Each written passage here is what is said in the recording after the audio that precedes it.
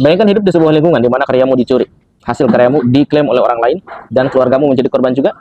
Terdengar berlebihan? Bagi saya, itu sebuah kenyataan. Jadi beberapa waktu yang lalu, salah satu video saya FYP, dan konversinya luar biasa ya. Sampai 2 digit lah kira-kira saya dapatkan keuntungannya dengan video tersebut, karena video tersebut berkeranjang. Dalam artian, orang bisa berbelanja di video tersebut. Ternyata, qadarullah wa syafa'al, video saya yang FYP tersebut pun dicuri oleh orang lain. Kemudian dia upload ulang, dimonetisasi, dia juga menggunakan keranjang, dia jual, ya barang di sana dengan barang yang sama dengan produk saya. Kemudian selanjutnya diklaimlah video tersebut yang punya saya, dan akhirnya apa yang terjadi? Yang terjadi ya pun konversi dengan penjualan banyak sampai ribuan, dan saya dirugikan 2 digit juga. Tapi jujur, itu bukan pertama kalinya saya jadi korban. Inilah yang disebut dalam istilah ilmiah dengan misappropriation of digital content, yaitu pengambilan karya ilmiah orang lain tanpa izin. Tentunya karya tersebut bersifat digital ya. Nah, penelitian di Journal of Intellectual Property Law tahun 2023 mencatat bahwasanya 28% konten viral yang ada di media sosial itu rata-rata re-upload, bukan hasil karya sendiri. Artinya, pencurian konten bukan hanya masalah personal lagi, tapi sudah menjadi fenomena sosial. Dan juga sebelum video saya dicuri juga,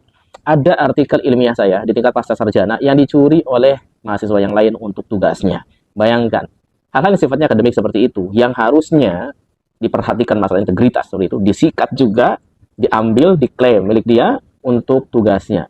Luar biasa kan? Kalau di dunia akademik saja sudah terjangkiti budaya untuk ambil sana, tempel sini, klaim punya saya, padahal itu punya orang lain demikian, kita punya masalah yang lebih dalam dari sekedar konten digital.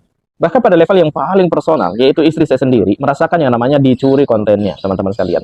Videonya yang viral, sampai jutaan seperti itu, dan mendapatkan konversi yang lumayan, alhamdulillah, begitu banyak seperti itu.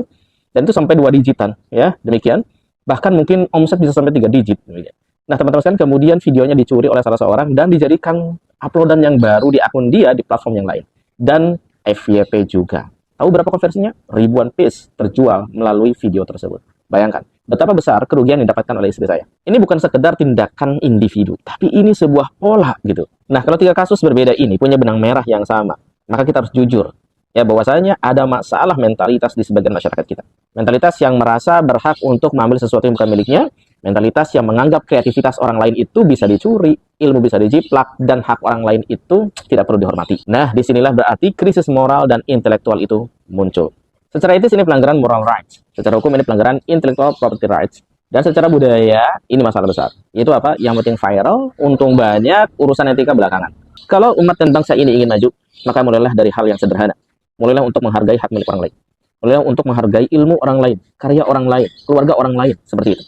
Karena kehancuran dan keruntuhan suatu bangsa, suatu umat, itu terkadang bukan hanya karena faktor eksternal atau musuh dari luar, akan tetapi karena hilangnya integritas dari dalam.